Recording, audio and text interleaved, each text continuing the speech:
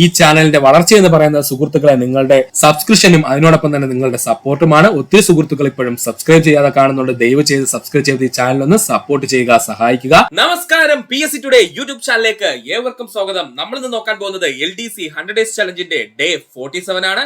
സുഹൃത്തുക്കൾ ശ്രദ്ധിക്കുക, LDC 100 days challenge day 47 എന്താണെന്ന് പഠിക്കാനുള്ളത് നമുക്കൊന്ന് നോക്കാം. സുഹൃത്തുക്കളെ, നമ്മൾ ഇന്ന് നോക്കാൻ പോകുന്നത് സമുദ്രങ്ങളെ പറ്റിയിട്ടാണ്. എന്തിനെ പറ്റിയാ നോക്കാൻ പോകുന്നത്? സമുദ്രങ്ങളെ പറ്റിയും അതുപോലെ തന്നെ സമുദ്രവുമായി ബന്ധപ്പെട്ടുള്ള ഭൂരൂപങ്ങളെ പറ്റിയാണ് നമ്മൾ പഠിക്കാൻ പോകുന്നത്. നമുക്ക് സമയം കളയേണ്ട, നമ്മുടെ ക്ലാസ്സിലേക്ക് കടക്കാം.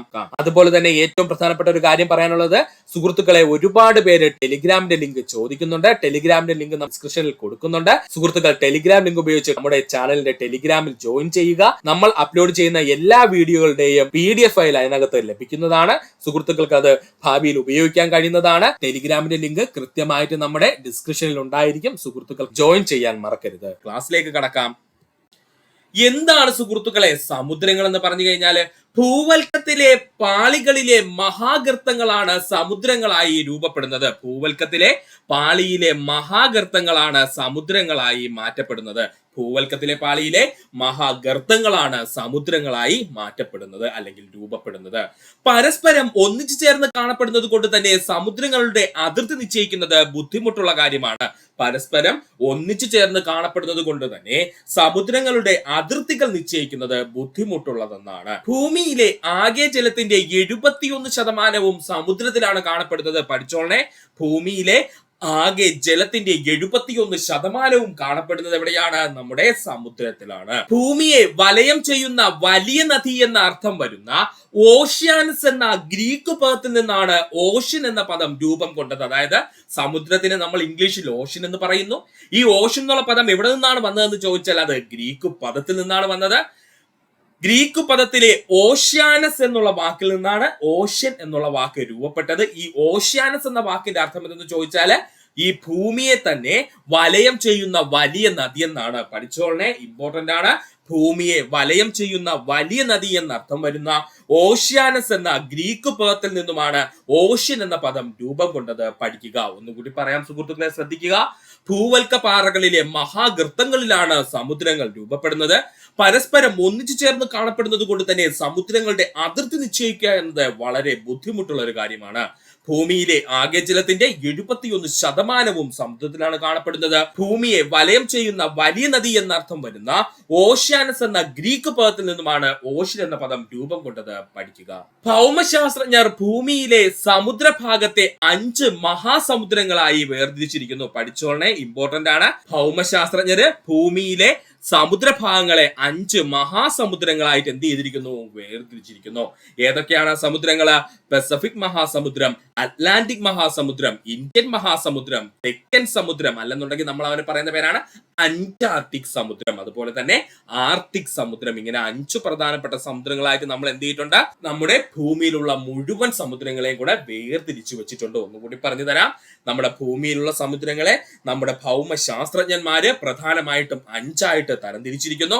അതിലൊന്നാണ് പസഫിക് മഹാസമുദ്രം, രണ്ടാമത്തത് അറ്റ്ലാന്റിക് മഹാസമുദ്രം, മൂന്നാമത്തത് ഇന്ത്യൻ മഹാസമുദ്രം, നാലാമത്തത് തെക്കൻ സമുദ്രം, അല്ലെങ്കിൽ അവൻ അറിയപ്പെടുന്ന മറ്റൊരു പേരാണ് അന്റാർട്ടിക് സമുദ്രം, അഞ്ചാമത്തത് ആർട്ടിക് സമുദ്രം. വിവിധ കടലുകൾ, ഉൾക്കടലുകൾ, കടലിടുക്കുകൾ എന്നിങ്ങനെ മഹാസമുദ്രങ്ങളെ പിന്നെയും പല ഭാഗങ്ങളാക്കി തരംതിരിച്ചിരിക്കുന്നു. പഠിച്ചോളനെ, വിവിധ കടലുകള്, ഉൾക്കടലുകള്, കടലിടുക്കുകള് എന്നിങ്ങനെ മഹാസമുദ്രങ്ങളെ പിന്നെയും പല ഭാഗങ്ങളായിട്ട് തരംതിരിച്ചിരിക്കുന്നു. സമുദ്രോപരിതലത്തിൽ നിന്നും 3 കിലോമീറ്റർ മുതൽ 6 കിലോമീറ്റർ വരെ സാധാരണ സമുദ്ര അടിത്തട്ടിന്റെ ഭൂരിഭാഗവും കാണപ്പെടുന്നത്. പഠിച്ചോളനെ, സമുദ്രോപരിതലത്തിൽ നിന്നും 3 കിലോമീറ്റർ മുതൽ 6 കിലോമീറ്റർ വരെയാണ് സാധാരണഗതിയിൽ സമുദ്ര അടിത്തട്ടിന്റെ ഭൂരിഭാഗവും കാണപ്പെടുന്നത്. ഇമ്പോർട്ടന്റ് ആണ്. സമുദ്രോപരിതലത്തിൽ നിന്നും 3 കിലോമീറ്റർ മുതൽ 6 കിലോമീറ്റർ വരെയാണ് സാധാരണ സമുദ്രത്തിന്റെ അടിത്തട്ട് കാണപ്പെടുന്നത്. ലോകത്തിൽ തന്നെ ഏറ്റവും വിശാലമായ പർവ്വതനിരകളും അഗാധമായ ഗർത്തങ്ങളും വിശാലമായ സമതലങ്ങളും അഗ്നിപർവ്വതങ്ങളും നിറഞ്ഞതാണ് സമുദ്രത്തിന്റെ അടിത്തട്ട്. അതായത് നമ്മുടെ ഭൂമിയുടെ മുകൾ ഭാഗം എങ്ങനെയാണോ അതുപോലെ തന്നെയാണ് സമുദ്രത്തിന്റെ അടിത്തട്ടും വരുന്നത്. അവിടെയും വിശാലമായ പർവ്വതങ്ങളുണ്ട്, അഗാധമായ ഗർത്തങ്ങൾ അഥവാ കുഴികളുണ്ട്, വിശാലമായ സമതല പ്രദേശങ്ങളുണ്ട്, അഗ്നിപർവ്വതങ്ങൾ എന്നിവ നിറഞ്ഞതാണ് നമ്മുടെ സമുദ്രത്തിന്റെ അടിത്തട്ട് എന്ന് പറയുന്നത്. ഒന്നുകൂടി പറയാം സുഹൃത്തുക്കളെ, ശ്രദ്ധിക്കുക. നമ്മുടെ സമുദ്രത്തിനെ വിവിധ തരം കടലുകളായിട്ടും ഉൾക്കടലുകളായിട്ടും കടലിടുക്കുകളായിട്ടൊക്കെ നമ്മൾ പിന്നെയും തരംതിരിച്ചിരിക്കുന്നു.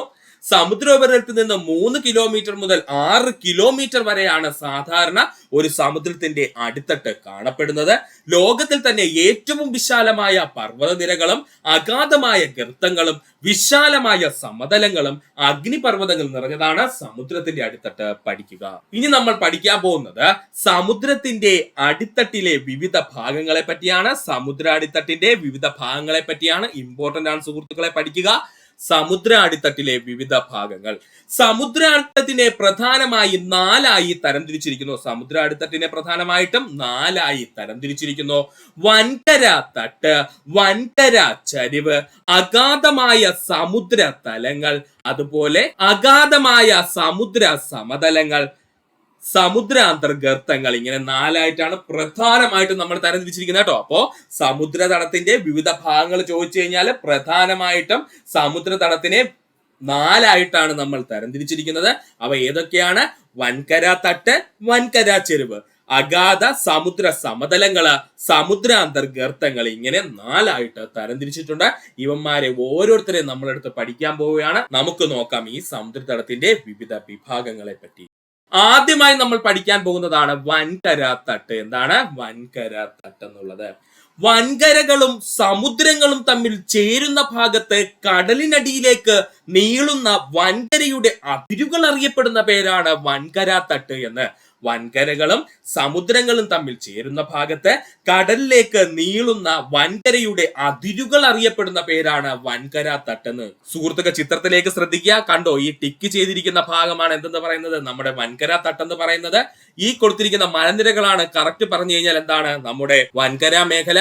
ഈ വൻകര മേഖല ഇറങ്ങി എങ്ങോട്ട് വന്നിരിക്കുന്നു? സമുദ്രത്തിലേക്ക് ഇറങ്ങി വന്നിരിക്കുന്നു. അപ്പോൾ ഇങ്ങനെ സമുദ്രത്തിലേക്ക് ഇറങ്ങി വന്ന് കിടക്കുന്ന നമ്മുടെ വൻകരയുടെ ഭാഗം അറിയപ്പെടുന്ന പേരാണെന്ത്? വൻകര തട്ടെന്ന്. ക്ലിയർ ആയില്ലേ സുഹൃത്തുക്കളെ? ആ കണ്ടിരിക്കുന്ന ചിത്രത്തിൽ കാണുന്ന ആ മലയുടെ ഭാഗം എന്ത് ചെയ്തിരിക്കുന്നു? അല്ലെങ്കിൽ ആ മല ഉൾപ്പെട്ടിരിക്കുന്ന നമ്മുടെ വൻകര എന്ത് ചെയ്യുന്നു? പയ്യെ താഴേക്ക് ഇറങ്ങി വന്ന് എവിടെ വന്ന് ചേർന്നിരിക്കുന്നു? നമ്മുടെ സമുദ്രവുമായിട്ട് വന്ന് ചേർന്നിരിക്കുന്നു. ആ ഒരു ഭാഗം അല്ലെങ്കിൽ ആ ഒരു വൻകരയുടെ സമുദ്രവുമായി ചേർന്ന് പോകുന്ന ഭാഗം അറിയപ്പെടുന്ന പേരാണ് വൻകര തട്ട് എന്ന്. വൻകര തട്ടിന് മുകളിൽ ആഴം കുറഞ്ഞ കടലുകളോ കടലിടുക്കുകളോ സ്ഥിതി ചെയ്യുന്നു. കണ്ടോ, ഈ പറയുന്ന ഭാഗം, അതായത് നമ്മൾ ഈ മാർക്ക് ചെയ്തിരിക്കുന്ന ഭാഗത്താണ് സാധാരണഗതിയിൽ കടലുകളോ കടലിടുക്കുകളോ കാണപ്പെടുന്നത്. അപ്പോ വൻകര തട്ടിന് മുകളിലാണ് ആഴം കുറഞ്ഞ കടലുകളും അതുപോലെ കടലിടുക്കുകളും കാണപ്പെടുന്നത്. സമുദ്രത്തിലെ ഏറ്റവും ആഴം കുറഞ്ഞ ഭാഗമാണ് വൻകര തട്ട്. പഠിച്ചോളണേ, ഇമ്പോർട്ടന്റ് ആണ്. സമുദ്രത്തിലെ ഏറ്റവും ആഴം കുറഞ്ഞ ഭാഗം എന്ന് ചോദിച്ചു കഴിഞ്ഞാൽ അത് വൻകര തട്ടാണ്. വൻകര തട്ടിന്റെ ചരിവ് ശരാശരി 1 ഡിഗ്രിയോ അതിൽ താഴെയോ ആയിരിക്കും. വൻകര തട്ടിന്റെ ശരാശരി ചരിവെന്ന് പറയുന്നത് 1 ഡിഗ്രിയോ അതിൽ താഴെയോ ആയിരിക്കും. സമുദ്രത്തിലേക്ക് ചെങ്കുത്തായി ചരിഞ്ഞിറങ്ങി വൻകര തട്ട് അവസാനിക്കുന്നു. കണ്ടോ സുഹൃത്തുക്കളെ? അതായത് ഒന്നുമില്ല സുഹൃത്തുക്കളെ, ചിത്രത്തിലേക്ക് ശ്രദ്ധിക്കുക.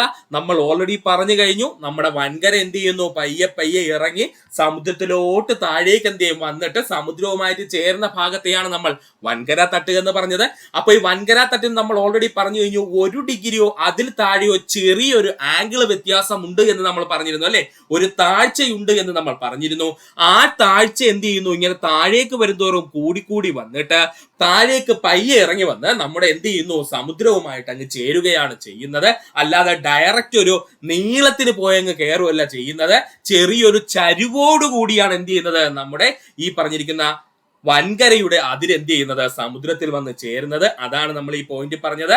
സമുദ്രത്തിലേക്ക് ചെങ്കുത്തായി ചരിഞ്ഞിറങ്ങി വൻകര തട്ട് അവസാനിക്കുന്നു. ചെങ്കുത്തായിട്ട് ചരിഞ്ഞിറങ്ങി എന്ത് ചെയ്യുന്നു? വൻകര തട്ട് അവസാനിക്കുന്നു. ചെങ്കുത്തായുള്ള ഈ ഭാഗത്ത് ഷെൽഫ് ബ്രേക്ക് എന്നറിയപ്പെടുന്നു. കണ്ടോ, ഈ താഴേക്ക് കാണിച്ചിരിക്കുന്ന ചെങ്കുത്തായ ഭാഗം അല്ല കേട്ടോ സുഹൃത്തുക്കളെ. ഈ ജസ്റ്റ് ഒന്ന് ചെങ്കുത്തായിട്ട് താഴേക്ക് വരുന്നില്ല, ഈ ഒരു പ്രദേശമാണ്. ഈ ഒരു എൻഡ് ഭാഗത്തെ നമ്മൾ വിളിക്കുന്ന പേരാണ് ഷെൽഫ് ബ്രേക്ക് എന്ന്. എന്ത് പേരിലാണ് അറിയപ്പെടുന്നത്? ഷെൽഫ് ബ്രേക്ക് എന്ന്. പഠിച്ചോളെ, ഇമ്പോർട്ടന്റ് ആണ്. സമുദ്രത്തിലേക്ക് ചെങ്കുത്തായി ചരിഞ്ഞിറങ്ങി വൻകര തട്ട് അവസാനിക്കുന്നു. ചെങ്കുത്തായുള്ള ഈ ഭാഗം ഷെൽഫ് ബ്രേക്ക് എന്ന പേരിൽ അറിയപ്പെടുന്നു. പഠിക്കുക. ഒന്നുകൂടി പറയാം സുഹൃത്തുക്കളെ, ശ്രദ്ധിച്ചിരിക്കുക. വൻകരകളും സമുദ്രങ്ങളും തമ്മിൽ ചേരുന്ന ഭാഗത്ത് കടലിനടിയിലേക്ക് നീണ്ടുകിടക്കുന്ന അല്ലെങ്കിൽ നീളത്തിലുള്ള വൻകരയുടെ അതിരുകൾ അറിയപ്പെടുന്ന പേരാണ് വൻകര തട്ട്. വൻകര തട്ടിനു മുകളിൽ ആഴം കുറഞ്ഞ കടലുകളോ കടലിടുക്കുകളോ സ്ഥിതി ചെയ്യുന്നു. സമുദ്രത്തിലെ ഏറ്റവും ആഴം കുറഞ്ഞ ഭാഗം ഏത് ചോദിച്ചാൽ അത് വൻകര തട്ടായിരിക്കും. വൻകര തട്ടിന്റെ ചെരുവിൽ ശരാശരി 1 ഡിഗ്രിയോ അതിൽ താഴെയോ ആയിരിക്കും. സമുദ്രത്തിലേക്ക് ചെങ്കുത്തായി ചരിഞ്ഞിറങ്ങി വൻകര തട്ട് അവസാനിക്കുന്നു. ചെങ്കുത്തായുള്ള ഈ ഭാഗം ഷെൽഫ് ബ്രേക്ക് എന്ന പേരിൽ അറിയപ്പെടുന്നു. എന്ത് പേരിലാണ് അറിയപ്പെടുന്നത്? ഷെൽഫ് ബ്രേക്ക് എന്ന പേരിൽ അറിയപ്പെടുന്നു. വൻകര തട്ടിന്റെ വീതി എല്ലാ സമുദ്രത്തിലും ഒരുപോലെയല്ല. വൻകര തട്ടിന്റെ വീതി ശരാശരി ഏകദേശം 80 കിലോമീറ്റർ ആയിരിക്കും. ഇമ്പോർട്ടന്റ് ആണ്. നമ്മൾ കുളിക്കാൻ ഇറങ്ങുന്ന കടലിന്റെ ഭാഗമല്ല ഇവിടെ പറയുന്നത്. വൻകര തട്ടിന്റെ വീതി എന്ന് പറയുന്നത് എല്ലാ സമുദ്രത്തിലും ഒരുപോലെ ആയിരിക്കില്ല. വൻകര തട്ടിന്റെ വീതി ശരാശരി 80 കിലോമീറ്റർ വരെ ആയിരിക്കും. ചിലി തീരങ്ങൾ, സുമാത്രയുടെ പടിഞ്ഞാറൻ തീരങ്ങൾ എന്നിവിടങ്ങളിൽ വളരെ വീതി കുറഞ്ഞ വൻകര തട്ടുകളോ ചിലപ്പോൾ വൻകര തട്ടുകൾ ഇല്ലാത്ത സമുദ്ര അതിരുകളോ കാണുവാൻ കഴിയും. ഇമ്പോർട്ടന്റ് ആണ്. ചിലി തീരങ്ങള്, അതുപോലെ തന്നെ സുമാത്രയുടെ പടിഞ്ഞാറൻ തീരങ്ങൾ എന്നിവിടങ്ങളിൽ വളരെ വീതി കുറഞ്ഞ വൻകര തട്ടുകളോ ചിലപ്പോൾ വൻകര തട്ടുകൾ തന്നെ ഇല്ലാത്ത സമുദ്ര അതിർത്തികൾ നമുക്ക് കാണാൻ കഴിയും. അതായത് നമ്മൾ കാലെടുത്ത് അങ്ങ് വെച്ചു കൊടുക്കും, നേരെ അങ്ങ് താഴോട്ട് പോകും. കാരണം എന്താണ്? അവിടെ നമ്മൾ ഈ പറഞ്ഞിരിക്കുന്ന സമുദ്രത്തിന്റെയും അതുപോലെ തന്നെ വൻകരയുടെയും അതിർത്തി ചിലപ്പോ കാണില്ല, ഉണ്ടെങ്കിൽ തന്നെ വളരെ ചെറുതായിരിക്കും. ആർട്ടിക് സമുദ്രത്തിന്റെ ഭാഗമായുള്ള സൈബീരിയൻ വൻകര തട്ടിന് ഏകദേശം 1500 കിലോമീറ്റർ വീതിയുണ്ട്. മനസ്സിലായോ സുഹൃത്തുക്കളെ? അതായത് ചില മേഖലകളിൽ നമ്മുടെ വൻകര തട്ടിന്റെ വീതി വളരെ കുറവോ ഇല്ലെങ്കിൽ തീരെ ഇല്ലായിരിക്കും.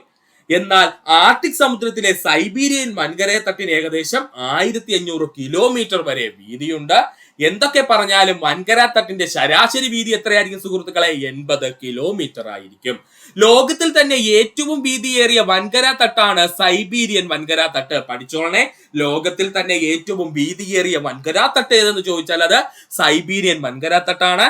സൈബീരിയൻ വൻകര തട്ടിന്റെ വീതി എത്രയാ സുഹൃത്തുക്കളെ? 1500 കിലോമീറ്റർ ആണ്. വൻകര തട്ടിന്റെ മുകളിലുള്ള സമുദ്രത്തിന്റെ ആഴവും വ്യത്യസ്തമാണ്. ചില ഭാഗങ്ങളിൽ 300 മീറ്റർ ആണെങ്കിൽ മറ്റു ചിലയിടങ്ങളിൽ അത് 600 മീറ്റർ വരെ ആകുന്നു. വൻകര തട്ടിന്റെ മുകളിലുള്ള സമുദ്രത്തിന്റെ ആഴവും വ്യത്യസ്തമാണ്. ചില ഭാഗങ്ങളിൽ ആഴം 300 മീറ്റർ ആണെങ്കിൽ മറ്റു ചിലയിടങ്ങളിൽ ഇത് 600 മീറ്റർ വരെ ആകും. ഒന്നുകൂടി പറയാം സുഹൃത്തുക്കളെ, ശ്രദ്ധിച്ചിരിക്കുക. വൻകര തട്ടിന്റെ വീതി എല്ലാ സമുദ്രങ്ങളും ഒരുപോലെ ആയിരിക്കില്ല. വൻകര തട്ടിന്റെ ശരാശരി വീതി എന്ന് പറയുന്നത് ഏകദേശം 80 കിലോമീറ്റർ ആയിരിക്കും. ചിലി തീരങ്ങൾ, സുമാത്രയുടെ പടിഞ്ഞാറൻ തീരങ്ങൾ എന്നിവിടങ്ങളിൽ വളരെ വീതി കുറഞ്ഞ വൻകര തട്ടുകളോ ചിലപ്പോൾ വൻകര തട്ടുകൾ ഇല്ലാത്ത സമുദ്ര അതിരുകളോ കാണാൻ കഴിയുന്നു. ആർട്ടിക് സമുദ്രത്തിലെ സൈബീരിയൻ വൻകര തട്ടിന് ഏകദേശം 1500 കിലോമീറ്റർ വീതിയുണ്ട്. ലോകത്തിലെ തന്നെ ഏറ്റവും വീതിയേറിയ വൻകര തട്ട് എന്നറിയപ്പെടുന്നത് സൈബീരിയൻ വൻകര തട്ടാണ്. വൻകര തട്ടിന് മുകളിലുള്ള സമുദ്രത്തിന്റെ ആഴവും വ്യത്യസ്തമായിരിക്കും. ചില ഭാഗങ്ങളിൽ ആഴം 300 മീറ്റർ ആണെങ്കിൽ മറ്റു ചിലയിടങ്ങളിൽ ഇത് 600 മീറ്റർ വരെ ആകും. പഠിക്കുക. നദികൾ, ഹിമാനികൾ, കാറ്റ് എന്നിവ കരയിൽ നിന്നും വഹിച്ചു കൊണ്ടുവരുന്ന അവസാദങ്ങൾ വിവിധ കനത്തിൽ വൻകര തട്ടിനു മുകളിൽ നിക്ഷേപിക്കപ്പെടുന്നു. പഠിച്ചോളണേ, നദികൾ, ഹിമാനികൾ, കാറ്റ് എന്നിവ കരയിൽ നിന്നും വഹിച്ചു കൊണ്ടുവരുന്ന അവസാദങ്ങൾ വിവിധ കനത്തിൽ വൻകര തട്ടിനു മുകളിൽ നിക്ഷേപിക്കുന്നു. തിരമാലകൾ, സമുദ്രജല പ്രവാഹങ്ങൾ എന്നിവയും ഇത്തരം നിക്ഷേപങ്ങളുടെ വിതരണത്തെ സ്വാധീനിക്കുന്നു. തിരമാലകൾ, സമുദ്രജല പ്രവാഹങ്ങൾ എന്നിവയും ഇത്തരം നിക്ഷേപങ്ങളുടെ വിതരണത്തിനെ സ്വാധീനിക്കുന്നു. കാലാകാലങ്ങളായി അടിഞ്ഞുകൂടി രൂപപ്പെടുന്ന ഇത്തരം വൻ അവസാദ നിക്ഷേപങ്ങൾ കാലാന്തരത്തിൽ ഫോസിൽ ഇന്ധനങ്ങളുടെ ഉറവിടമായി മാറുകയും ചെയ്യുന്നു. ഇമ്പോർട്ടന്റ് പോയിന്റ് ആണ് പറഞ്ഞത്. കാലാകാലങ്ങളായി അടിഞ്ഞുകൂടി രൂപാന്തരപ്പെടുന്ന വൻ അവസാദ നിക്ഷേപങ്ങള് കാലാന്തരത്തിൽ എന്ത് ചെയ്യുന്നു? ഫോസിൽ ഇന്ധനങ്ങളുടെ ഉറവിടമായി മാറുകയും ചെയ്യുന്നു. ഒന്നുകൂടി പറയാം സുഹൃത്തുക്കളെ, ശ്രദ്ധിക്കുക. നദികളും ഹിമാനികൾ, കാറ്റ് എന്നിവ കരയിൽ നിന്ന് വഹിച്ചു കൊണ്ടുവരുന്ന അവസാദങ്ങൾ വിവിധ കനത്തിൽ വൻകര തട്ടിന് മുകളിലാണ് നിക്ഷേപിക്കപ്പെടുന്നത്. തിരമാലകൾ, സമുദ്രജല പ്രവാഹങ്ങൾ എന്നിവയും ഇത്തരം നിക്ഷേപങ്ങളുടെ വിതരണത്തിനെ സ്വാധീനിക്കുന്നു. കാലാകാലങ്ങളായി അടിഞ്ഞുകൂടി രൂപപ്പെടുന്ന ഇത്തരം വൻ അവസാദ നിക്ഷേപങ്ങൾ കാലാന്തരത്തിൽ ഫോസിൽ ഇന്ധനങ്ങളുടെ ഉറവിടമായി മാറുകയും ചെയ്യുന്നു. പഠിക്കുക. അടുത്തതായി നമുക്ക് പഠിക്കുവാനുള്ളതാണ് വൻകര ചരിവ്. എന്താ സുഹൃത്തുക്കളെ വൻകര ചരിവ് എന്ന് പറഞ്ഞു കഴിഞ്ഞാല് വൻകര തട്ടിന്റെ അഗാധ സമുദ്ര തടങ്ങളുമായി ബന്ധിപ്പിക്കുന്ന ചരിവാണ് വൻകര ചരിവ് എന്നറിയപ്പെടുന്നത്. വൻകര തട്ടിനെ അഗാധമായ സമുദ്ര തടങ്ങളുമായിട്ട് ബന്ധിപ്പിക്കുന്ന ചരിവ് അറിയപ്പെടുന്ന പേരാണ് വൻകര ചരിവെന്ന്. സുഹൃത്തുക്കളെ, ചിത്രത്തിലേക്ക് ശ്രദ്ധിക്കുക. നമ്മുടെ ഈ കോണ്ടിനെന്റൽ ഷെൽഫ് എന്ന് പറയുന്നതാണ് നമ്മുടെ വൻകര തട്ട് എന്ന് പറയുന്നത്. എന്താണ്? ഇതാണ് വൻകര തട്ട്. അപ്പോൾ ഈ വൻകര തട്ടിനെയും നമ്മുടെ സമുദ്രത്തിന്റെ അടിത്തട്ടുള്ള സുഹൃത്തുക്കളെ, സമുദ്രത്തിന്റെ തടം അല്ലെങ്കിൽ അടിത്തട്ട് എന്ന് പറയാം നമുക്ക്, ആ അടിത്തട്ടിനെയും തമ്മിൽ ബന്ധിപ്പിക്കുന്ന ഒരു സ്ലോപ്പ് ഉണ്ട് അല്ലെങ്കിൽ ഒരു ചരിവുണ്ട്. ഈ ചരിവിനെ നമ്മൾ വിളിക്കുന്ന പേരാണ് എന്ത്? കോണ്ടിനെന്റൽ സ്ലോപ്പ് അഥവാ വൻകര ചരിവ്. മറക്കല്ലേ, ഇമ്പോർട്ടന്റ് ആണ്. ഒന്നുകൂടി പറഞ്ഞു തരാം സുഹൃത്തുക്കളെ. എന്താണ് വൻകര ചരിവ് എന്ന് ചോദിച്ചു കഴിഞ്ഞാല് കോണ്ടിനെന്റൽ ഷെൽഫ് അഥവാ വൻകര തട്ടിനെയും നമ്മുടെ സമുദ്രത്തിന്റെ അടിത്തട്ടിനെയും, അല്ലെങ്കിൽ അതിന് നമ്മൾ വിളിക്കുന്നത് സമുദ്രാന്തർ തടം എന്നാണ്. ഈ സമുദ്രാന്തർ തടത്തിനെയും നമ്മുടെ കോണ്ടിനെന്റൽ ഷെൽഫ് അല്ലെങ്കിൽ വൻകര തട്ടിനെയും തമ്മിൽ ബന്ധിപ്പിക്കുന്ന വളരെ സ്റ്റീപ്പായിട്ടുള്ള അല്ലെങ്കിൽ വളരെ ചരിവോട് കൂടിയിട്ടുള്ള അല്ലെങ്കിൽ വളരെ സ്ലോപ്പോട് കൂടിയിട്ടുള്ള ഒരു ചരിവിനെ വിളിക്കുന്ന പേരാണ് എന്ത്? വൻകര ചരിവ് എന്ന്.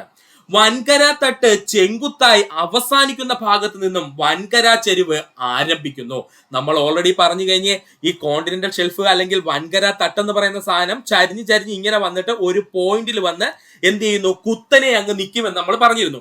ആ കുത്തനെ നിൽക്കുന്ന ഭാഗത്തിനെ നമ്മൾ ഒരു പേരിട്ട് വിളിക്കുകയും ചെയ്തിരുന്നു. അതിന്റെ പേരായിരുന്നു ഷെൽഫ് ബ്രേക്ക് അല്ലെ. എന്താണ്? ഷെൽഫ് ബ്രേക്ക് എന്ന പേരിട്ട് നമ്മൾ വിളിച്ചിരുന്നു. അപ്പോൾ ഈ ഷെൽഫ് ബ്രേക്കിന്റെ അവിടെ വന്നിട്ട് നമ്മുടെ വൻകര തട്ട് ഇങ്ങനെ നിൽക്കുവാണ് അല്ലെ. ഇനി എന്താ ചെയ്യേണ്ടത്? ഈ വൻകര തട്ടിലെ ഷെൽഫ് ബ്രേക്കിനെയും അതുപോലെ നമ്മുടെ സമുദ്രാന്തർ ഭാഗത്തിനെയും തമ്മിൽ അല്ലെങ്കിൽ സമുദ്രാന്തർ ക്രസ്റ്റ് അല്ലെങ്കിൽ ഓഷ്യൻ ക്രസ്റ്റിനെയും തമ്മിൽ അല്ലെങ്കിൽ സമുദ്രാന്തർ തടവുമായിട്ട് ബന്ധിപ്പിക്കണം. അങ്ങനെ ബന്ധിപ്പിക്കുന്ന ആരെന്ന് ചോദിച്ചാല് നമ്മുടെ ഈ പറഞ്ഞിരിക്കുന്ന വൻകര ചരിവാണ് കേട്ടോ. വൻകര ചരിവാണ്, മറക്കരുത്. ഇത് കേൾക്കുമ്പോൾ നമ്മൾ വിചാരിക്കും 2 ഡിഗ്രി മുതൽ 5 ഡിഗ്രി വരെ ചരിവുള്ളൂ എന്ന്. സത്യത്തിൽ വലിയ വസ്തുക്കളുടെ അല്ലെങ്കിൽ വലിപ്പം കൂടിയ വസ്തുക്കളിൽ ചെറിയൊരു ഡിഗ്രി വ്യത്യാസം തന്നെ നമുക്ക് വലിയ വ്യത്യാസമായിട്ട് ഫീൽ ചെയ്യും അല്ലെങ്കിൽ നമുക്കത് അനുഭവപ്പെടും. അതുകൊണ്ട് ഈ 2 ഡിഗ്രി മുതൽ 5 ഡിഗ്രി വരെ ചരിവെന്ന് പറയുന്നത് വളരെ സ്റ്റീപ്പായിട്ട് കിടക്കുകയാണെന്നുള്ള ആലോചിച്ചോളണം.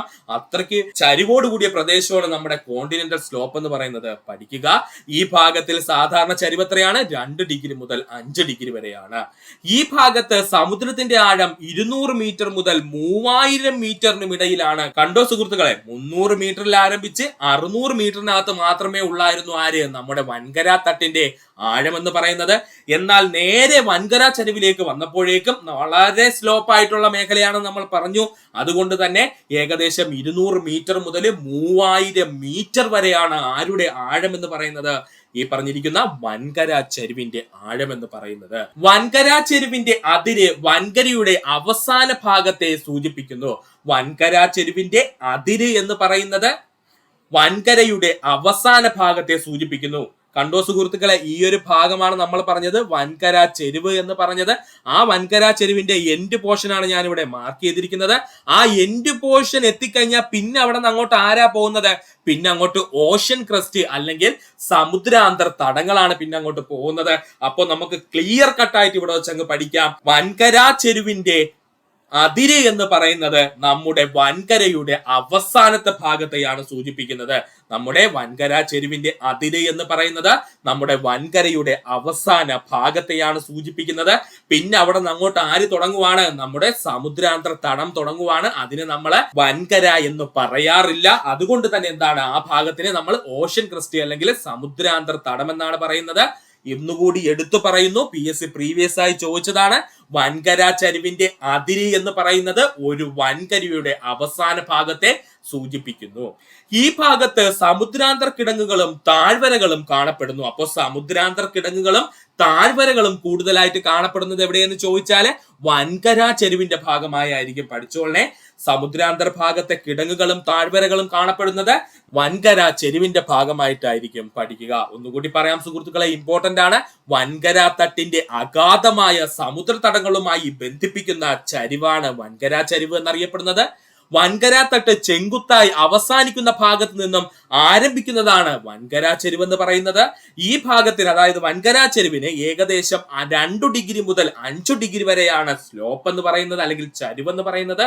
ഈ ഭാഗത്ത് സമുദ്രത്തിന്റെ ആഴം എന്ന് പറയുന്നത് 200 മീറ്റർ മുതൽ 3000 മീറ്ററിനും ഇടയിലായിരിക്കും പഠിക്കുക.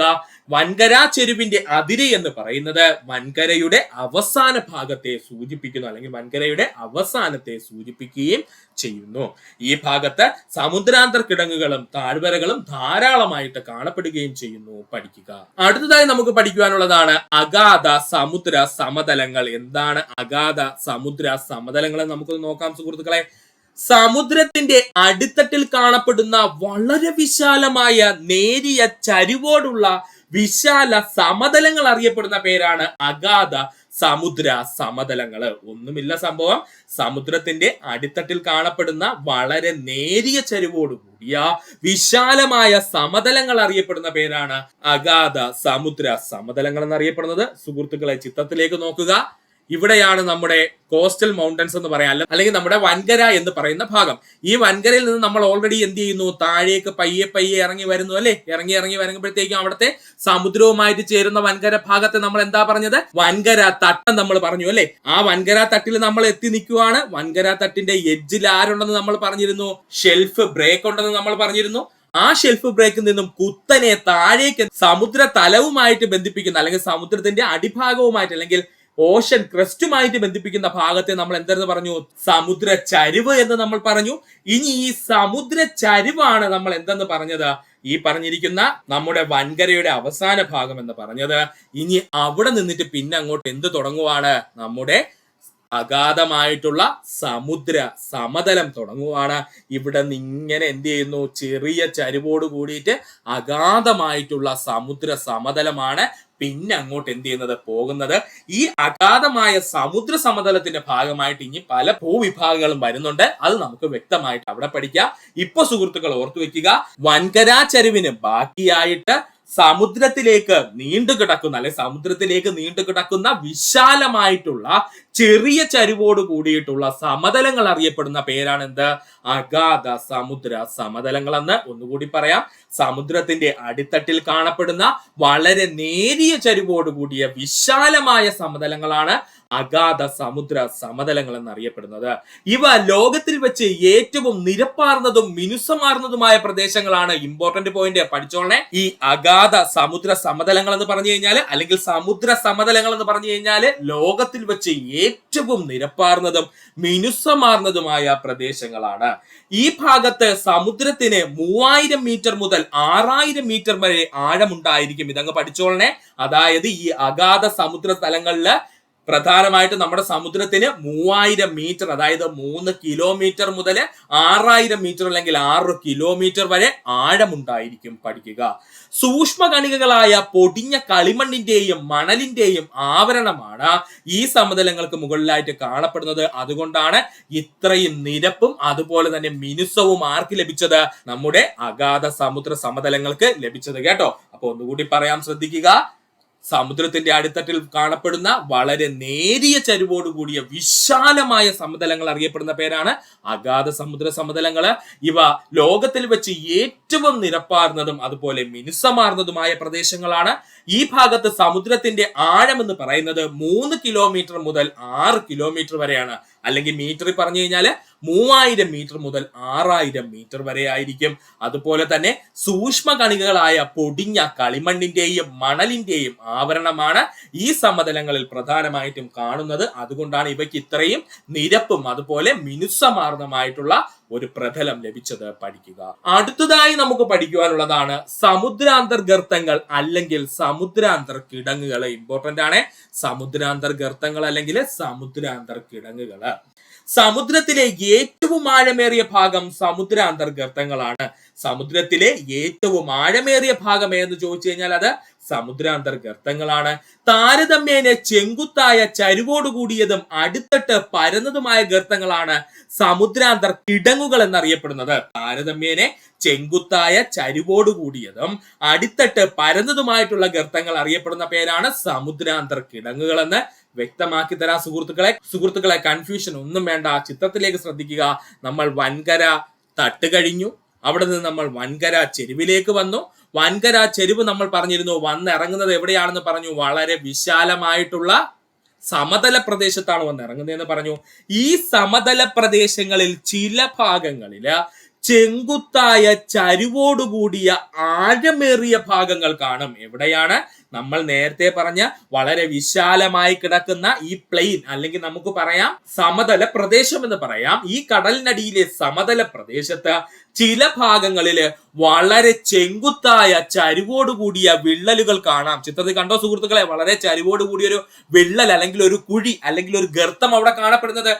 ഈ ഗർത്തത്തെയാണ് നമ്മൾ സമുദ്രാന്തർ ഗർത്തങ്ങൾ എന്ന പേരിൽ അറിയപ്പെടുന്നത്. ഇനി രണ്ടാമത്തെ കേസ് നമ്മൾ പറഞ്ഞത് സമുദ്രാന്തർ കിടങ്ങുകളാണ്.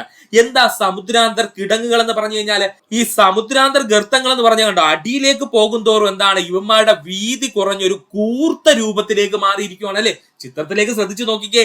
ഈ പറഞ്ഞിരിക്കുന്ന സമുദ്രാന്തർ ഗർത്തം എന്ന് പറയുന്ന ഭാഗത്ത് എന്താണ്? ഗർത്തം എന്ന് പറയുന്ന ഭാഗത്ത് എന്താണ്? ഈ പറഞ്ഞിരിക്കുന്ന ഒരു വി കട്ട് രൂപത്തിൽ അല്ലെങ്കിൽ ഒരു വി ഷേപ്പ് രൂപത്തിലാണല്ലേ ഇരിക്കുന്നത്. അതായത് നമ്മുടെ ഈ ഗർത്തത്തിന്റെ അടിഭാഗം എന്ന് പറയുന്നത് വളരെ ചെറുതായിരിക്കും കേട്ടോ. എന്നാൽ നമ്മുടെ ഈ പറഞ്ഞിരിക്കുന്ന സമുദ്രാന്തർ കിടങ്ങുകൾ എന്ന് പറഞ്ഞു കഴിഞ്ഞാല് മറ്റതുപോലെ തന്നെയാണ്, നമ്മുടെ ഗർത്തം കണക്ക് തന്നെയാണ്. പക്ഷെ അവൻ ഇങ്ങനെ താഴേക്ക് വന്നിട്ട് എന്താ സംഭവിക്കുന്നത്? ഈ അടിഭാഗം എന്ത് ചെയ്യും? നല്ല പരന്നതായിട്ടായിരിക്കും കാണപ്പെടുന്നത്. ചിത്രത്തിൽ കണ്ടോ സുഹൃത്തുക്കളെ? നല്ല പരന്നതായിട്ടുള്ള അടിത്തട്ടോടുകൂടിയായിരിക്കും കാണപ്പെടുന്നത്. ഇവനെയാണ് നമ്മൾ കിടങ്ങ് എന്ന പേരിൽ പറയുന്നത്. മനസ്സിലായോ? രണ്ടും രണ്ടാണ്. ശ്രദ്ധിച്ചോളണേ സുഹൃത്തുക്കളെ. സമുദ്രാന്തർ ഗർത്തങ്ങൾ അല്ലെങ്കിൽ സമുദ്രാന്തർ കിടങ്ങുകൾ എന്ന് നമ്മൾ ഒന്നിച്ച് പറയുന്നുവെങ്കിലും സമുദ്രാന്തർ ഗർത്തങ്ങൾ എന്ന് പറഞ്ഞു കഴിഞ്ഞാല് നമ്മുടെ വി രൂപത്തിൽ എന്താണ് വളരെ താഴ്ചയോടുകൂടിയ പ്രദേശങ്ങളായിരിക്കും സമുദ്രാന്തർ ഗർത്തം എന്ന് പറയുന്നത്.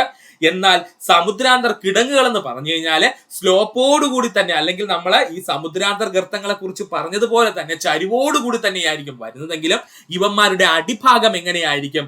നല്ല പരന്നതായിരിക്കും. ഇത്തരം ഗർത്തങ്ങളെ അറിയപ്പെടുന്ന പേരാണ് സമുദ്രാന്തർ കിടങ്ങുകൾ എന്ന്. ചുറ്റുമുള്ള സമുദ്രത്തറയിൽ നിന്നും ഇവയ്ക്ക് ഏകദേശം 3 കിലോമീറ്റർ മുതൽ 5 കിലോമീറ്റർ വരെ ശരാശരി ആഴമുണ്ടായിരിക്കും.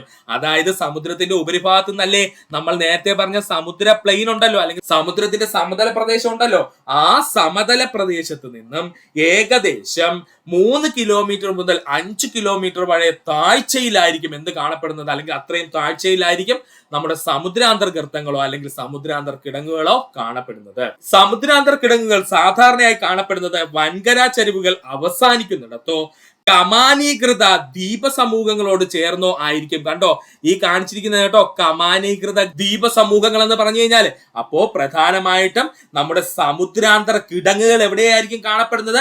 ഒന്നുകിൽ നമ്മുടെ വൻകര ചരിവുകൾ വന്ന് എത്തുന്ന ഭാഗത്ത്, ചിത്രത്തിലേക്ക് ശ്രദ്ധിക്കുക സുഹൃത്തുക്കളെ, ഈ മാർക്ക് ചെയ്തേക്കുന്നുണ്ടോ, ഈ ഒരു ഭാഗത്തായിരിക്കും എന്താണ് കാണപ്പെടുന്നത്? ആര്? നമ്മുടെ സമുദ്രാന്തർ കിടങ്ങുകൾ കാണപ്പെടുന്നത്. അല്ലെന്നുണ്ടെങ്കിൽ എവിടെയായിരിക്കും കാണപ്പെടുന്നത്? കമാനാകൃതിയിലുള്ള ദ്വീപ സമൂഹങ്ങളോട് ചേർന്നായിരിക്കും കാണപ്പെടുന്നത്. പഠിക്കുക.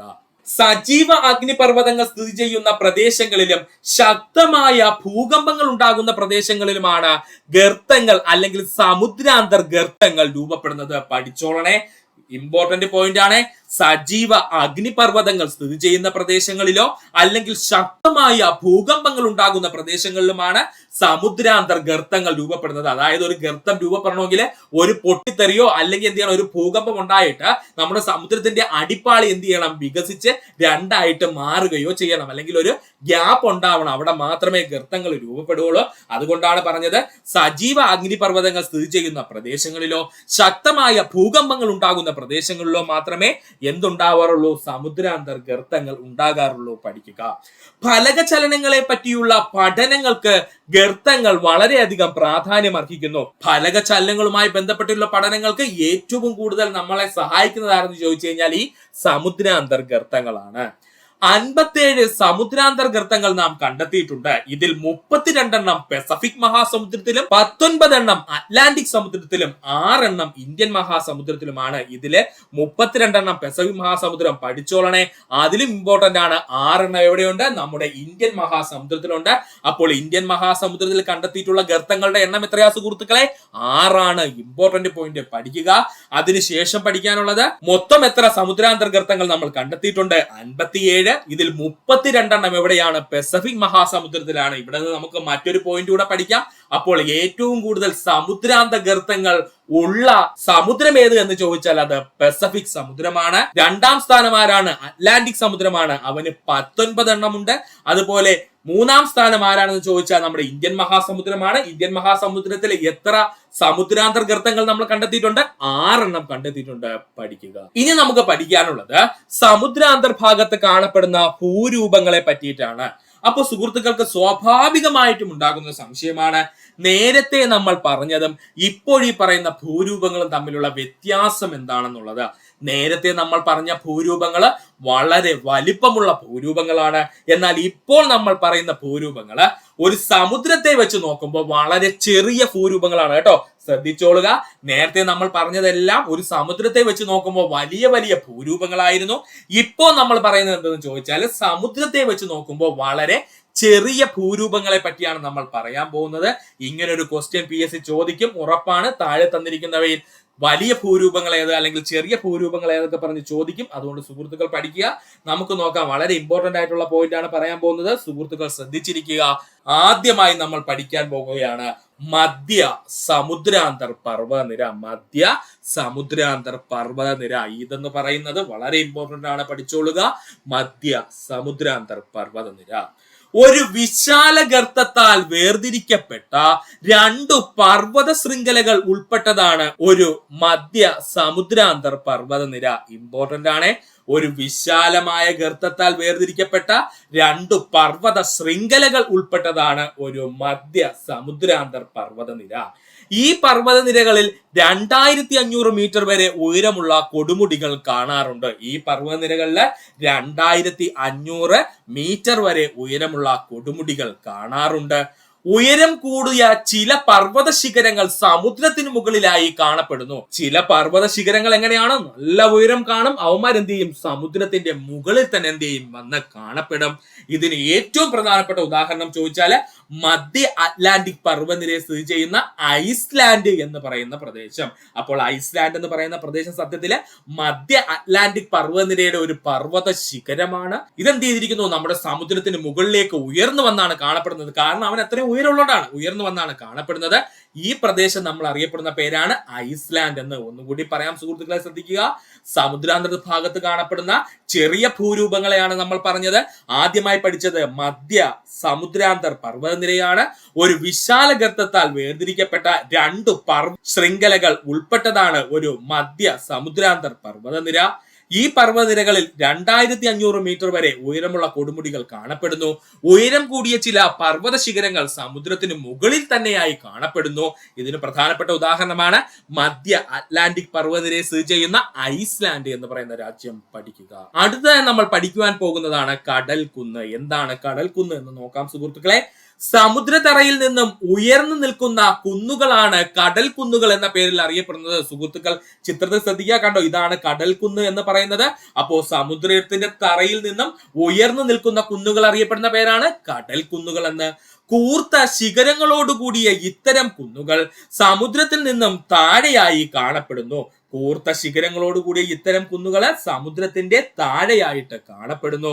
അഗ്നിപർവ്വതജന്യമായി രൂപപ്പെടുന്നവയാണ് കടൽ കുന്നുകൾ. ഇവിടെ പഠിക്കേണ്ട ഏറ്റവും ഇമ്പോർട്ടന്റ് പോയിന്റ് ഇതാണ്. അഗ്നിപർവ്വതജന്യമായി രൂപപ്പെടുന്നവയാണ് കടൽ കുന്നുകള്. കടൽ കുന്നുകൾക്ക് 3000 മുതൽ 4500 മീറ്റർ വരെ ഉയരം ഉണ്ടായിരിക്കും. ഇമ്പോർട്ടന്റ് ആണ്. കടൽ കുന്നുകൾക്ക് 3000 മുതൽ 4500 മീറ്റർ വരെ ഉയരം ഉണ്ടായിരിക്കും. ഇവയുടെ ഉദാഹരണം ചോദിച്ചാല് പസഫിക് സമുദ്രത്തിലെ ഹവായ് ദ്വീപുകളുടെ തുടർച്ചയായി കാണപ്പെടുന്ന എൻപറർ കടൽക്കുന്ന്. അപ്പോൾ എൻപറർ കടൽക്കുന്ന് മറക്കരുത്. എവിടെയാ സ്ഥിതി ചെയ്യുന്നത്? നമ്മുടെ പസഫിക് മഹാസമുദ്രത്തിന്റെ ഭാഗമായിട്ടുള്ള ഹവായ് ദ്വീപുകളുടെ തുടർച്ചയായിട്ടാണ് ആര് കാണപ്പെടുന്നത്? എംപറർ കടൽക്കുന്ന് കാണപ്പെടുന്നത്. കാണപ്പെടുന്നത്. ഒന്നുകൂടി പറയാം, കടൽ കുന്നിനെ പറ്റിയാണ് നമ്മൾ പറഞ്ഞത്. സമുദ്രതറയിൽ നിന്നും ഉയർന്നു നിൽക്കുന്ന കുന്നുകളാണ് കടൽ കുന്നുകൾ എന്നറിയപ്പെടുന്നത്. കൂർത്ത ശിഖരങ്ങളോട് കൂടിയ ഇത്തരം കുന്നുകൾ സമുദ്രത്തിൽ നിന്നും താഴെയായി കാണപ്പെടുന്നു. അഗ്നിപർവ്വതജന്യമായി രൂപപ്പെടുന്നവയാണ് കടൽ കുന്നുകൾ. കടൽ കുന്നുകൾക്ക് 3000 മുതൽ 4500 മീറ്റർ വരെ ഉയരമുണ്ടായിരിക്കും. ഇവയ്ക്ക് ഏറ്റവും പ്രധാനപ്പെട്ട ഉദാഹരണം ഏതാണ്? പസഫിക് സമുദ്രത്തിലെ ഹവായ് ദ്വീപുകളുടെ തുടർച്ചയായി കാണപ്പെടുന്ന എംപറർ കടൽക്കുന്ന്. അടുത്തതായി നമ്മൾ പഠിക്കാൻ പോകുന്നതാണ് സമുദ്രാന്തർ ബൃഹത് കന്ദരങ്ങൾ. കന്ദരങ്ങൾ എന്ന് വെച്ചാൽ എന്താ സുഹൃത്തുക്കളെ? കാനിയോൺസ് എന്ന് പറയും അല്ലെ? കാനിയോൺസ് അല്ലെങ്കിൽ കന്ദരങ്ങൾ, നമ്മൾ ഗിരികന്ദരങ്ങൾ എന്ന് പറയത്തില്ലേ, അതിന്റെ സെയിം പരിപാടി നമ്മുടെ കടലിന്റെ അടിയിലുമുണ്ട്. അവയാണ് നമ്മള് സമുദ്രാന്തർ ബൃഹത് കന്ദരങ്ങൾ എന്ന് പറയുന്നത്. വേറെ ഒരു പരിപാടി ഇല്ല കേട്ടോ. ഈ പറഞ്ഞിരിക്കുന്ന ചിത്രത്തിൽ കാണിച്ചിരിക്കുന്നതാണ് നമ്മുടെ സമുദ്രാന്തർ ബൃഹത് കന്ദരം എന്ന് പറയുന്നത്. നമുക്ക് എന്താണെന്നുള്ളത് നോക്കാം. വിശാലമായ നദീമുഖങ്ങളിൽ നിന്നും വൻകര തട്ടുകളെയോ വൻകര ചരിവുകളെയും കീറി മുറിച്ചുകൊണ്ട് സമുദ്രത്തിലേക്ക് നീളുന്ന ആഴമേറിയ താഴ്വരകളാണ് സമുദ്രാന്തർ ബൃഹത് കന്ദരങ്ങൾ എന്നറിയപ്പെടുന്നത്. അപ്പോൾ നമ്മുടെ സാധാരണ നദി ഉണ്ടാക്കുന്ന കാനിയൻസ് അല്ലെങ്കിൽ ഗിരികന്ദരങ്ങൾ എങ്ങനെയോ അതുപോലെ തന്നെയാണ് എവിടെയാണ് സമുദ്രാന്തർ ഭാഗത്ത് ഉണ്ടാകുന്നത്. യാതൊരു വ്യത്യാസവുമില്ല. വ്യത്യാസം എന്തെന്ന് ചോദിച്ചാല്, ഒരു നദി എന്ത് ചെയ്യുന്നു? ഒഴുകി വന്ന് എവിടെ വന്ന് കയറുന്നു? നമ്മുടെ സമുദ്രത്തിലേക്ക് വന്ന് ചേരുന്നു. നദിയുടെ വേഗത കാരണം എന്താ സംഭവിക്കുന്നതെന്ന് ചോദിച്ചാല്, പെട്ടെന്ന് വന്നിട്ട് കടലിൽ വന്നങ്ങ് സ്റ്റോപ്പ് ആവോ സുഹൃത്തുക്കളെ? അല്ലെങ്കിൽ സമുദ്രത്തിൽ വന്നങ്ങ് നദി സ്റ്റോപ്പ് ആവോ? ഇല്ല. കാരണം എന്താണ്? നദിക്ക് ഒഴുക്കുണ്ട്. നദിയുടെ ജലം എന്ന് പറയുന്നത് അത്രയും കൂടുതലാണ്. അതുകൊണ്ട് അതിന്റെ വേഗത പെട്ടെന്ന് കുറയ്ക്കാൻ കഴിയില്ല. അതുകൊണ്ട് ഈ നദി ഒഴുകി എന്ത് ചെയ്യും? നേരെ പെട്ടെന്ന് ആദ്യം എവിടെ വന്ന് കയറി കൊടുക്കും? വൻകര തട്ടുകളിലേക്ക് വന്ന് കയറും. ഈ വൻകര തട്ടുകളെ കീറി മുറിക്കുന്നു. തൊട്ടടുത്ത് വരുന്ന വൻകര ചെരുവ് വരുന്നു. ആ വൻകര ചെരുവിനെ കീറി മുറിച്ചുകൊണ്ട് നദി നേരെ എന്ത് ചെയ്യുന്നു? ആഴമേറിയ സമുദ്രാന്തർ താഴ്വരയിലേക്ക് എന്ത് ചെയ്യുന്നു? ചെല്ലുകയും ചെയ്യുന്നു. അപ്പോ അവിടെ സ്വാഭാവികമായിട്ടും കന്ദരം എന്ത് ചെയ്യും? രൂപപ്പെടും. അല്ലെങ്കിൽ നമ്മൾ പറഞ്ഞിരിക്കുന്ന കാനിയോൺ എന്ത് ചെയ്യും? രൂപപ്പെടും. അപ്പൊ സുഹൃത്തുക്കൾ പഠിക്കുക, എന്താണ് സമുദ്രാന്തർ ബൃഹത് കന്ദരങ്ങൾ എന്ന് പറഞ്ഞു കഴിഞ്ഞാൽ നമ്മുടെ ഗ്രാൻഡ് കനിയൻ പോലെ തന്നെ, അല്ലെങ്കിൽ നമ്മുടെ ഭൂമിയിൽ ഉണ്ടാകുന്ന ഗിരികന്ദരങ്ങൾ പോലെ തന്നെ സമുദ്രത്തിന്റെ അടിയിലും എന്തുണ്ടാകുന്നുണ്ട്? കന്ദരങ്ങൾ അല്ലെങ്കിൽ കാനിയൻസ് ഉണ്ടാകുന്നുണ്ട്. ഇത് എങ്ങനെയാണ് ഉണ്ടാകുന്നതെന്ന് ചോദിച്ചാൽ അതിന് കാരണവും നദി തന്നെയാണ്. വിശാലമായ നദിയുടെ മുഖത്ത് നിന്നും വൻകര തട്ടുകളിലെയോ വൻകര ചരിവുകളെയോ മുറിച്ചുകൊണ്ട് സമുദ്രത്തിലേക്ക് നീളുന്ന ആഴമേറിയ താഴ്വരകളാണ് സമുദ്രാന്തർ ബൃഹത് കന്ദരങ്ങൾ എന്ന പേരിൽ അറിയപ്പെടുന്നത്. ഉദാഹരണം ചോദിച്ചാല്, അറ്റ്ലാന്റിക് സമുദ്രത്തിന്റെ ഭാഗമായി അമേരിക്കയിൽ കാണപ്പെടുന്ന ഹഡ്സൺ കാനിയോൺ. പഠിച്ചോളനെ, ഇമ്പോർട്ടന്റ് ആണ്. PSC ചിലപ്പോൾ എടുത്ത എക്സാമ്പിൾ ആയിരിക്കും ചോദിക്കുന്നത്. ഹഡ്സൺ കനിയൻ താഴെ പറയുന്ന എന്തുമായി ബന്ധപ്പെട്ടിരിക്കുന്നു പറഞ്ഞിട്ട് സമുദ്രാന്തർ ബൃഹത് കന്ദരം തരും. അല്ലെങ്കിൽ പറഞ്ഞിരിക്കും ഒരു ഗർത്തമായിരിക്കും എന്ന് പറഞ്ഞിരിക്കും. അല്ലെങ്കിൽ പറഞ്ഞിരിക്കും ഈ പറഞ്ഞിരിക്കുന്ന വൻകര തട്ടെന്നോ വൻകര ചരുവെന്നോ എന്തെന്ന് വേണോ തരാം PSCക്ക്. അതുകൊണ്ട് പഠിക്കുക, അറ്റ്ലാന്റിക് സമുദ്രത്തിന്റെ ഭാഗമായി വരുന്ന അമേരിക്കയിൽ കാണപ്പെടുന്ന ഹഡ്സൺ കാനിയോൺ എന്ന് പറയുന്നത്, അല്ലെങ്കിൽ ഹഡ്സൺ കന്ദരം എന്ന് പറയുന്നത് സമുദ്രാന്തർ ബൃഹത് കന്ദരത്തിന് ഉദാഹരണമാണ്. പഠിക്കുക. അടുത്തതായി നമുക്ക് പഠിക്കുവാനുള്ളതാണ് ഗയോട്ടുകൾ. പുതിയൊരു പേരാണ് അല്ലെ സുഹൃത്തുക്കളെ? അധികം കേട്ട് കാണില്ല. ഗയോട്ടുകൾ എന്താണ്? ഗയോട്ടുകൾ എന്ന് ചോദിച്ചു കഴിഞ്ഞാല്, മുകൾ ഭാഗം പരന്ന കടൽ കുന്നുകൾ അറിയപ്പെടുന്ന പേരാണ് ഗയോട്ടുകൾ. മുഖഭാഗം പരന്ന് കാണപ്പെടുന്ന കടൽ കുന്നുകൾ അറിയപ്പെടുന്ന പേരാണ് ഗയോട്ടുകൾ എന്ന്. പല ഘട്ടങ്ങളിലൂടെ ക്രമേണ അപരദനത്തിന് ഫലമായി പരന്ന കുന്നുകൾ രൂപപ്പെടുന്നു. പല ഘട്ടങ്ങളിലൂടെയുള്ള അപരദന പ്രക്രിയയുടെ ഫലമായിട്ടാണ് എന്ത് ചെയ്യുന്നത്? നമ്മുടെ ഈ പറഞ്ഞിരിക്കുന്ന കടൽ കുന്നുകളുടെ മുകൾ ഭാഗം എങ്ങനെയായിട്ട് മാറും? പരന്നതായിട്ട് മാറുകയും അത്തരം കുന്നുകളെ നമ്മൾ വിളിക്കുന്ന പേരാണ് എന്ത് സുഹൃത്തുക്കളെ? ഈ പറഞ്ഞിരിക്കുന്ന ഗയോട്ടുകൾ എന്ന്. പസഫിക് സമുദ്രത്തിൽ മാത്രം 10,500-ലേറെ കടൽ കുന്നുകളും ഗയോട്ടുകളും സ്ഥിതി ചെയ്യുന്നതായിട്ട് കണക്കാക്കിയിട്ടുണ്ട്. പസഫിക് സമുദ്രത്തിൽ മാത്രം 10,500-ലധികം കടൽ കുന്നുകളും ഗയോട്ടുകളും സ്ഥിതി ചെയ്യുന്നതായിട്ട് കണക്കാക്കുന്നു. ഏറ്റവും കൂടുതൽ ഗയോട്ടുകൾ കാണപ്പെടുന്നത് പസഫിക് സമുദ്രത്തിൽ തന്നെയാണ്. പഠിച്ചോളനെ, ഏറ്റവും കൂടുതൽ ഗയോട്ടുകൾ കാണപ്പെടുന്നത് എവിടെയാണ്? പസഫിക് സമുദ്രത്തിലാണ്. പഠിക്കുക. ഒന്നുകൂട്ടി പറയാം സുഹൃത്തുക്കളെ, ഇമ്പോർട്ടന്റ് ആണ്. എന്താണ് ഗയോട്ടുകൾ എന്ന് ചോദിച്ചാല്, മുകൾ ഭാഗം പരന്ന കടൽ കുന്നുകൾ അറിയപ്പെടുന്ന പേരാണ് ഗയോട്ടുകൾ.